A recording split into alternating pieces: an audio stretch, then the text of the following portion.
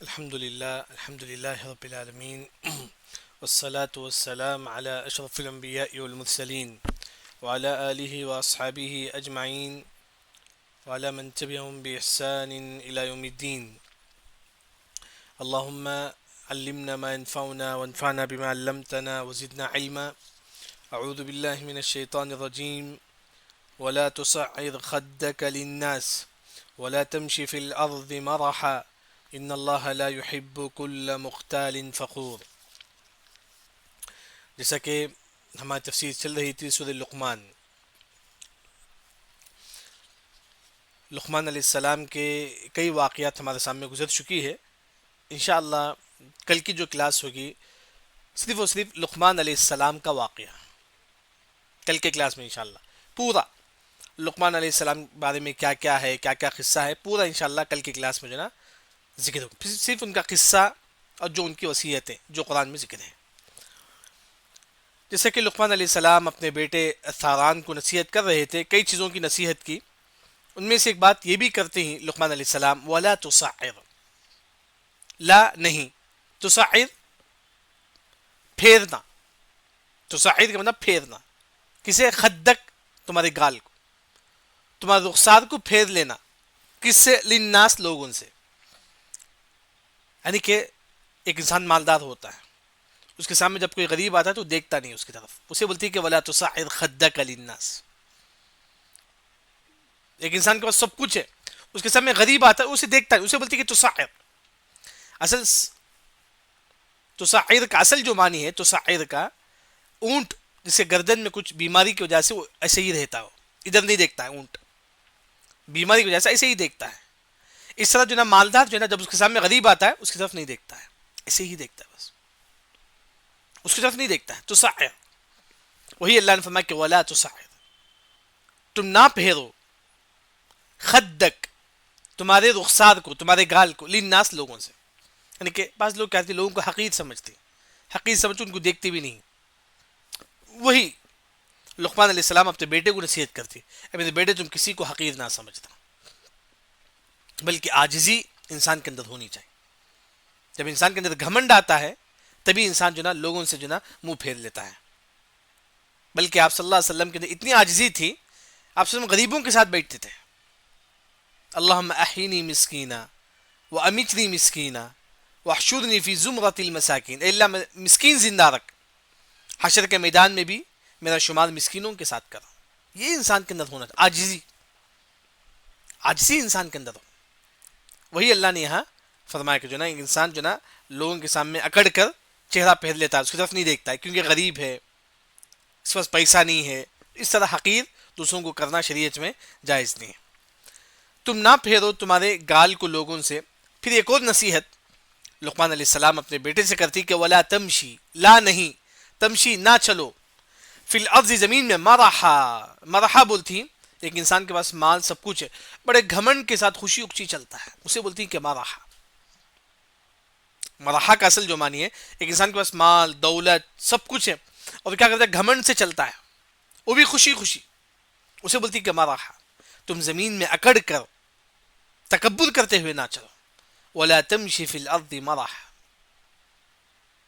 جیسا کہ ایک حدیث غالباً صحیح مسلم میں ہے، ایک انسان بڑے تکبر سے چل رہا تھا، اللہ نے کیا کیا؟ خسف بھی، اللہ نے اس کو زمین میں دھسا دیا، زمین میں دھسا دیا. بلکہ فہو یتجلجل الی یوم القیامہ، وہ قیامت تک زمین میں دھستا رہے گا، دھستا رہے گا قیامت تک. لیکن تکبر اللہ تعالیٰ کو کبھی پسند نہیں ہے، کیونکہ تکبر کون ہے؟ اللہ تعالیٰ ہے المتکبر.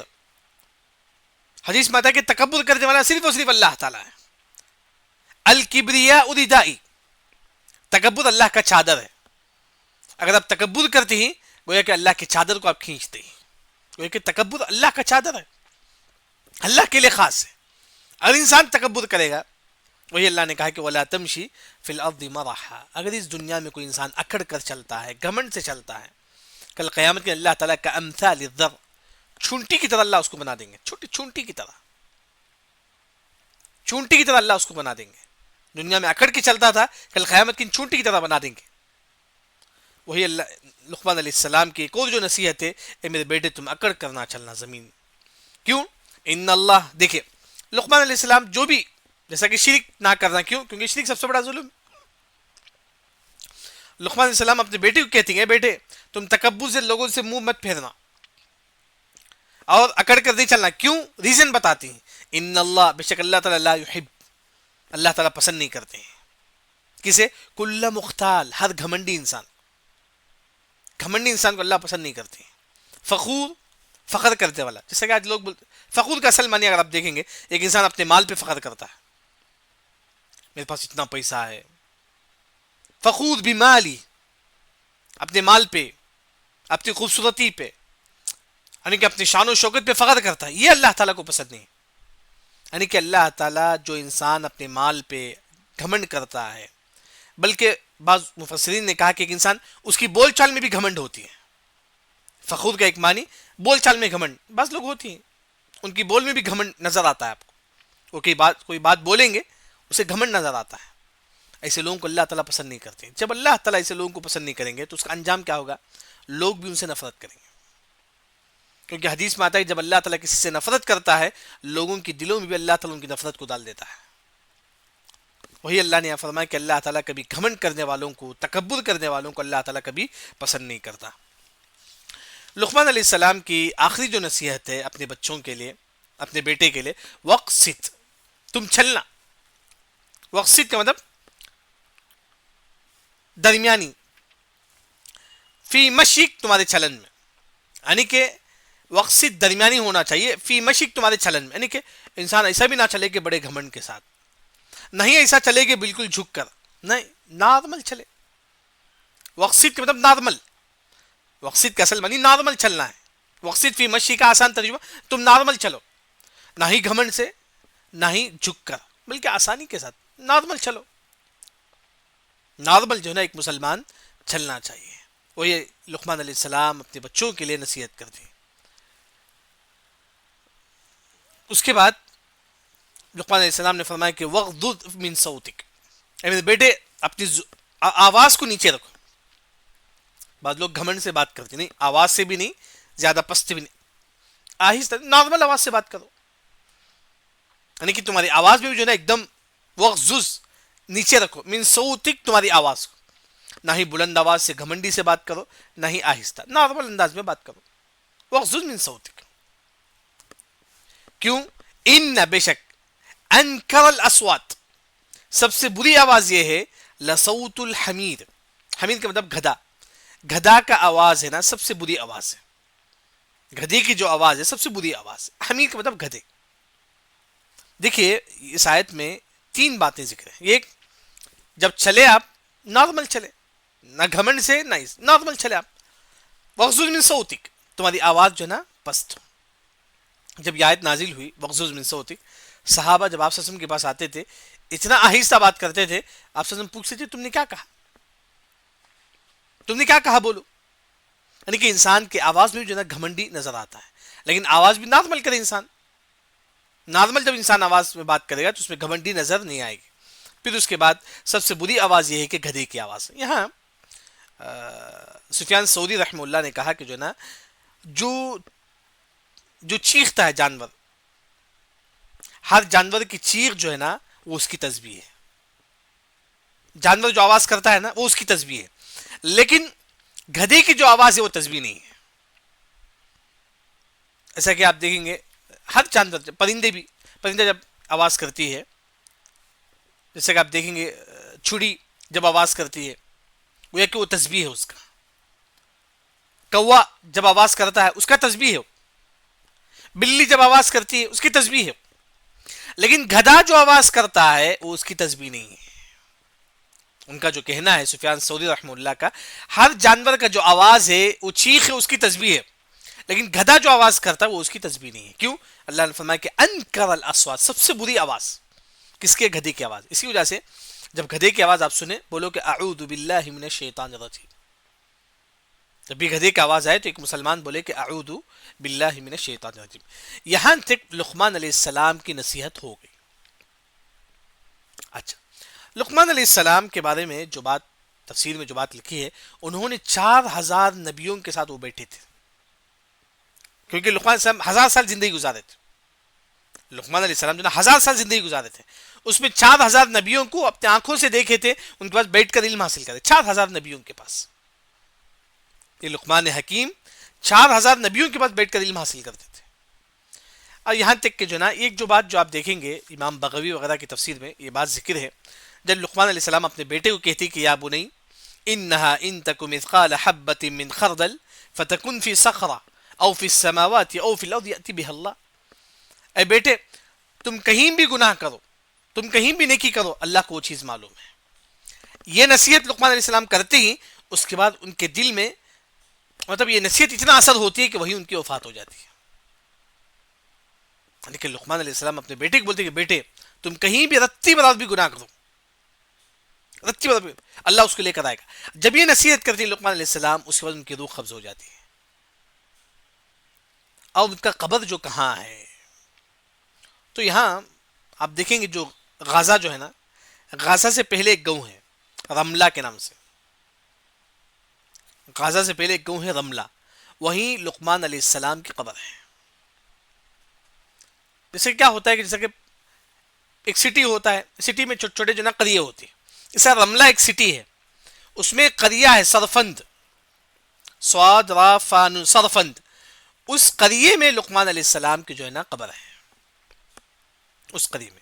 جبکہ وہیں اسی قریے میں اگر آپ دیکھیں گے 70 نبیوں کی قبر ہے، وہیں لقمان علیہ السلام کی بھی قبر ہے. یہ لقمان علیہ السلام، یہ بلکہ اور بھی کئی نصیحتیں جو نا بعض کتاب تفسیری کتابوں میں آپ ملیں گے. لقمان علیہ السلام سب سے پہلے بچوں کو یہ نصیحت کرتے تھے میرے بیٹے تم علماء کے ساتھ بیٹھو، بچوں کو یہ نصیحت کرتے تھے تم ہمیشہ علماء کے ساتھ بیٹھو. بلکہ لقمان علیہ السلام خود 4000 نبیوں کے ساتھ بیٹھتے تھے. تو گویا کہ جو نا لقمان علیہ السلام کی جو نصیحت ہے یہاں پر ہماری ختم ہو گئی. اس کے بعد انشاءاللہ کل کی کلاس میں انشاءاللہ صرف لقمان علیہ السلام کا قصہ، کیا قصہ ہے، کیا کیا نصیحت ان کی، پورا جو بھی کلاس میں ہو چکا ہے پورا صرف ایک ریکارڈنگ میں ہم لوگ معلوم کریں گے کل کی کلاس میں. اس کے بعد اللہ نے کہا کہ الم ترو، کیا تم نہیں دیکھتے، ان اللہ، بے شک اللہ تعالی، سخر، مسخر کر دیا، لکم، تمہارے لیے. سخرہ مطلب مسخر کرنا. کیا مطلب ہے مسخر کرنا؟ جیسا کہ آپ دیکھیں گے یہ واچ ہے، اللہ نے تم کو دے دیا، مسخر کر دیا اسے بولیں گے، اللہ نے آپ کو مسخر کر دیا. یہ گھر ہے، اللہ نے آپ کو دے دیا، مسخر کر دیا. گاڑی ہے، اللہ نے آپ کو دے دیا، مسخر کر دیا. یہ کپڑا ہے، یعنی کہ وہی اللہ نے فرمایا کہ کیا تم نہیں دیکھتے، بے شک اللہ نے مسخر کر دیا لکم، تمہارے لیے، ما فی السماوات، جو کچھ آسمان میں ہے، وما فی الارض، جو کچھ زمین میں ہے. ہر چیز اللہ نے ہمارے لیے مسخر کر دیا، ہم کو دے دیا اللہ نے، آپ یوز کرو اس کا. جیسے کہ موبائل ہے، اللہ نے ہم کو دے دیا.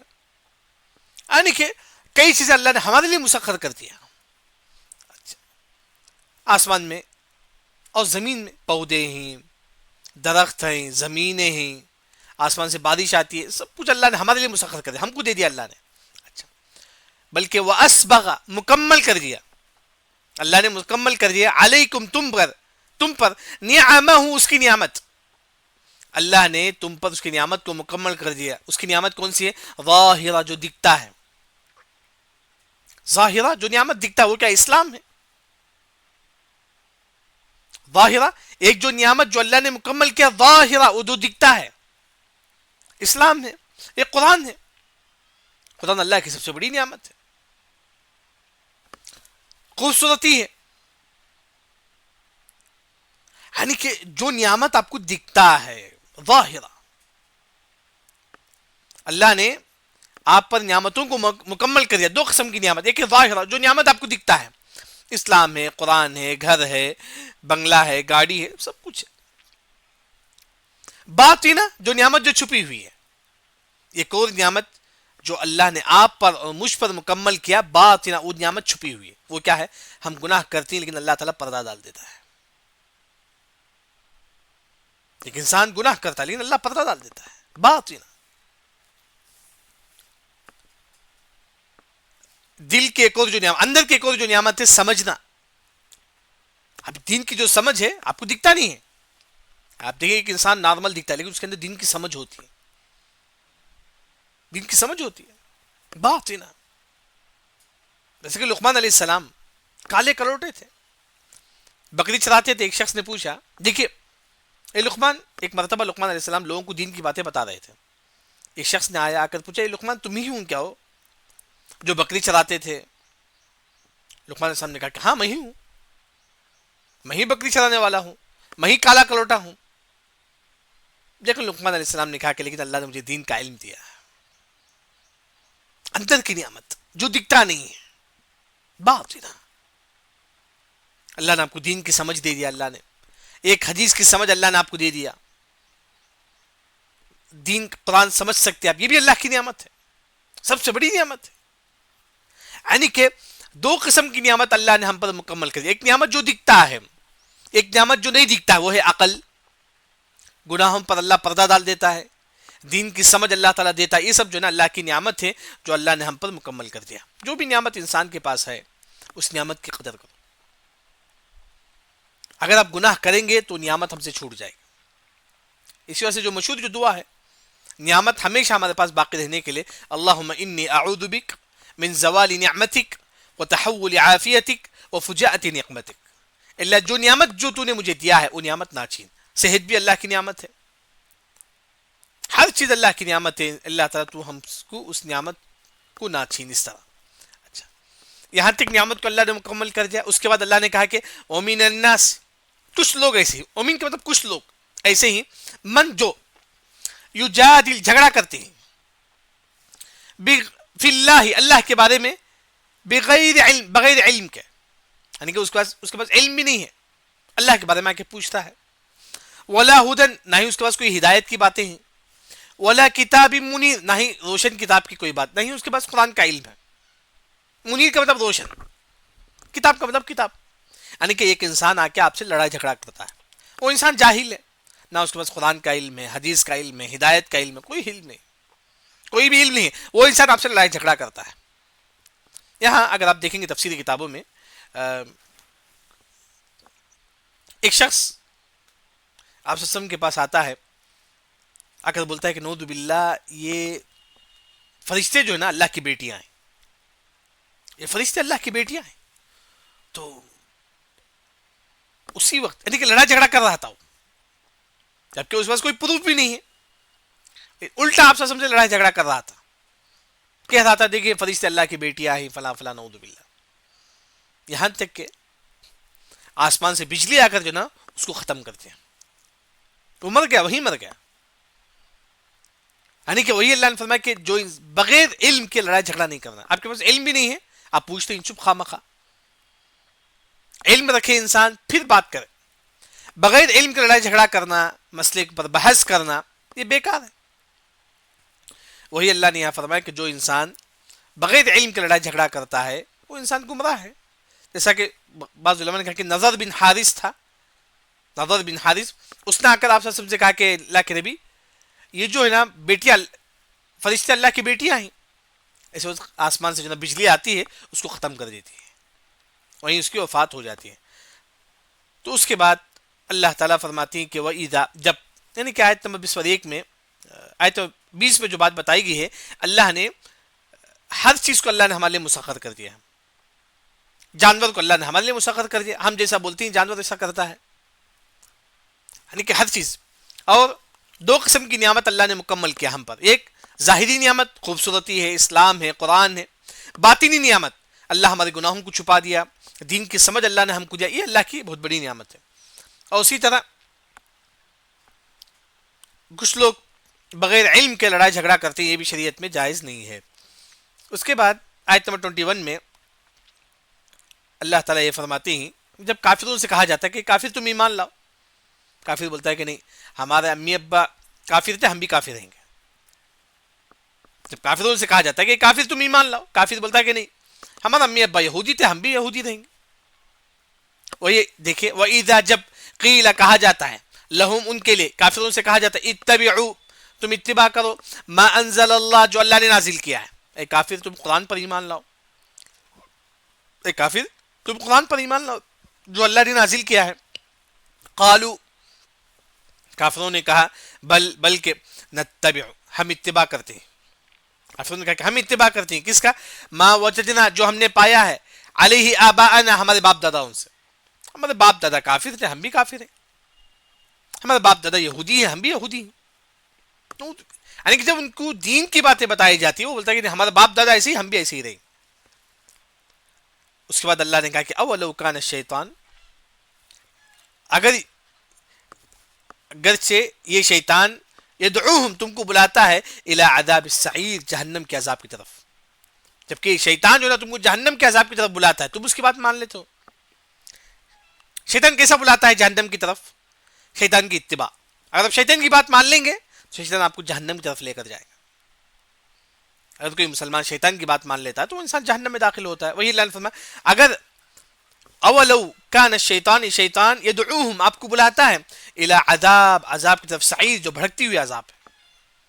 یعنی کہ شیطان کی اتباع کریں گے نعوذ باللہ ایک مسلمان نارے جہنم میں داخل ہوگا. آیت اس پر ایک جو نا مشہور ہے، مطلب تمام کو معلوم ہے کہ جو نا اس سے پہلے بھی کئی اس طرح کی آیتیں گزر چکی ہے ہمارے پاس. جب ایک کافر کو دین کی دعوت دی جاتی ہے، کافر بولتا ہے کہ نہیں ہمارے باپ دادا کافر تھے، ہم بھی کافر رہیں گے نعوذ باللہ. اس کے بعد اللہ نے کہا کہ یہ کافر، تم شیطان کی بات مانتے ہو، جبکہ یہی شیطان آپ کو جہنم کی طرف لے کر جائے گا. اس کے بعد اللہ تعالیٰ نصیحت کرتے ہیں تمام مسلمانوں سے بسفر 2 آیت نمبر 2 میں، ومن یسلم، جو خالص وجہہ الی اللہ، یعنی کہ ومن یسلم وجہہ، جو خالص عبادت کرتا ہے الی اللہ، اللہ کے لیے، نماز پڑھتا ہے اللہ کے لیے بس، روزہ رکھتا ہے تاکہ اللہ تعالیٰ خوش ہو جائے. یعنی کہ جو بھی عبادت کرتا ہے اللہ کو خوش کرنے کے لیے کرتا ہے. ومن یسلم وجہہ الی اللہ، ایک مسلمان خالص اللہ کے لیے عبادت کرتا ہے، وہو محسن، یہی انسان نیک ہے. جیسے کہ ایک انسان صدقہ کرتا ہے، صدقہ کر کے بولتا ہے دیکھیں میں نے صدقہ کیا ہے، یہ ومن یسلم وجہہ الی اللہ نہیں ہے. ایک انسان صدقہ کر کے بھول جاتا ہے، وہو محسن، یہ انسان نیک ہے، یہ انسان نیک ہے. جو صدقہ کرتا ہے وہ انسان نیک ہے. ومن یسلم وجہہ الی اللہ، جو انسان خالص اللہ کے لیے جو نا نیک عمل کرتا ہے، وہو محسن، وہ انسان نیک ہے، وہ انسان اللہ والا ہے.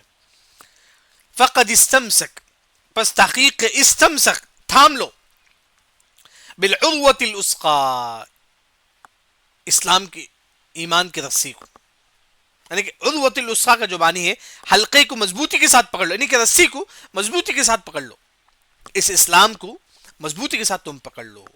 فقد استمسک بالعروۃ الوثقی، تم اس اسلام کی رسی کو جو ہے نا مضبوطی کے ساتھ تم پکڑ لو. یعنی کہ یہ ایک دو چیزیں یہاں ذکر ہے، ایک خالص عبادت اللہ کے لیے کرو، دوسرا اسلام پر جو نا تم جم جاؤ.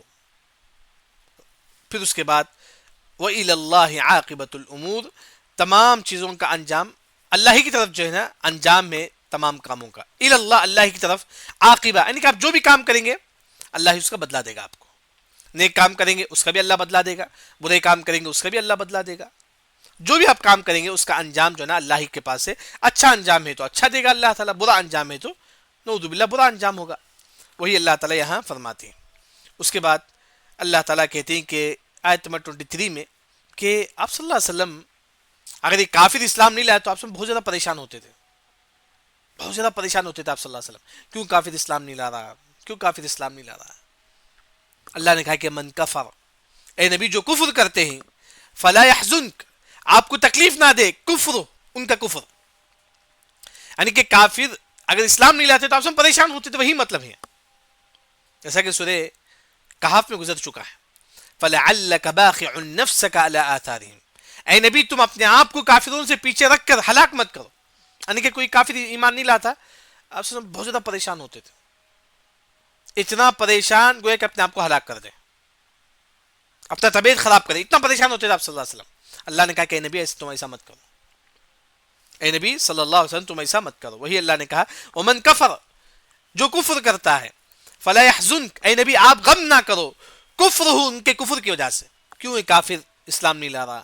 آپ سب اتنا پریشان کہ ان کی صحت پر بھی اثر ہوتا تھا، کیونکہ انسان جب زیادہ پریشان ہوتا نا وہ پریشانی اس کے صحت پر ہوتا ہے، پریشانی اس کے صحت پر اثر ہوتا ہے. تو وہی اللہ تعالیٰ یہاں فرماتے کہ نبی آپ کافروں کی کفر کی وجہ سے آپ پریشان مت ہو جاؤ، کیونکہ الینا ہماری ہی طرف مرجعہم ان کا لوٹنا ہے، یعنی کہ کافر بھی اللہ ہی طرف لوٹے گا. فننبئہم ہم ان کو بتائیں گے کافروں کو بما عملوا جو کچھ انہوں نے عمل کیا ہے.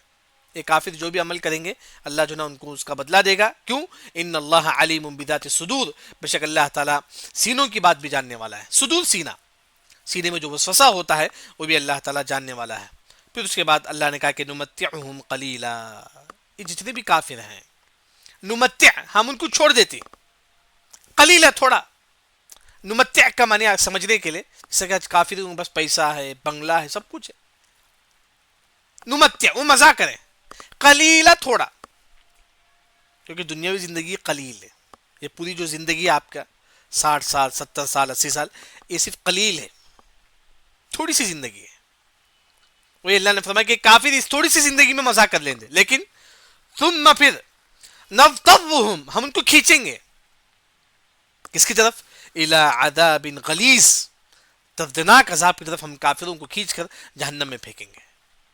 یہی کافروں کو ہم جہنم میں پھینک دیں گے. یعنی کہ آج کے سبق کا جو خلاصہ ہے وہ یہ ہے کہ لقمان علیہ السلام کی آخری جو نصیحت تھی وہی نصیحت تھی انہا ان تک مثقال حبۃ من خردل فتکن فی صخرہ. جب یہ نصیحت کرتی لقمان علیہ السلام اپنے بیٹے کو، اس کے بعد ان کی روح جو نا قبض ہو جاتی ہے. 1000 سال جیتے ہیں لقمان علیہ السلام، 4000 نبیوں کے پاس لقمان علیہ السلام بیٹا کرتے تھے علم حاصل کرنے کے لیے. لقمان علیہ السلام کی ایک نصیحت یہ بھی ہے کہ میرے بیٹے ولا تصعر خدک للناس، لوگوں کو حقیر سمجھ کے آنکھ مت چھوڑ. بعض لوگ کیا کہتے ہیں، کوئی غریب وہاں سے آتا ہے نہیں دیکھتے اسے. خدک للناس، اپنے رخسار کو ٹیڑھے مت کرو، اپنے گال کو ٹیڑھے مت کرو. پھر اس کے بعد لقمان علیہ السلام ایک نصیحت یہ بھی کرتے ہیں بیٹے تم اکڑ کر مت چلنا. بعض لوگ اکڑ کر گھمنڈ کر خوشی سے چلتے ہیں، یہ اللہ تعالیٰ کو پسند نہیں ہے. کیوں؟ کیونکہ اللہ تعالیٰ گھمنڈ کرنے والے ان کو اللہ تعالیٰ کبھی پسند نہیں کرتا ہے. مال پر گھمنڈ کرنا یہ اللہ تعالیٰ کو کبھی پسند نہیں ہے. پھر اس کے بعد لقمان علیہ السلام کہتے ہیں اے میرے بیٹے واقصد فی مشیک، درمیانی چال چلو. ایسا نہیں کہ گھمنڈ سے چلنا، نارمل تم جو ہے نا تم چلو اور اپنی آواز کو نیچے رکھو. بعض لوگوں کی آواز میں گھمنڈ ہوتا ہے، نہیں، یہ بھی اللہ تعالیٰ کو پسند نہیں ہے. آواز نارمل چلو. کیوں؟ یہ بلند آواز جو ہے نا ان انکر الاصوات لصوت الحمیر، سب سے بری آواز گدھے کی آواز ہے. کیوں گدھے کی آواز سب سے بری ہے؟ کیونکہ جہنم میں جہنمی جو آواز کریں گے وہ آواز گدھے کی آواز کی طرح ہے. شہیق جیسا ہم سورہ ملک میں پڑھ چکے، شہیق اور زفیر یہ دونوں جہنم کے گدھے کی آواز ہے. جہنمی جب جہنم کو عذاب دیا جائے گا نعوذ باللہ، اس وقت وہ گدھا جس طرح چلاتا ہے نا جہنمی اس طرح چلائیں گے نعوذ باللہ. اس کے بعد لقمان السلام کی نصیحت یہاں تک ختم ہو گئی. اس وقت اللہ نے کہا کہ ہم نے تمہارے لیے زمین و آسمان کو ہم نے مسخر کر دیا، ہر چیز یا اللہ نے ہم کو دے دیا اللہ نے. پھر اس کے بعد 2 قسم کی نعمتیں اللہ نے ہم پر مکمل کر دی، ایک اسلام کی، قرآن کی، پھر دوسرا باطن دین کی سمجھ. یہ سب اللہ کی بہت بڑی نعمت ہے. اس کے بعد اللہ نے کہا کہ جو انسان بغیر علم چل رہا ہے جھگڑا کرتا ہے وہ انسان گمراہ ہے.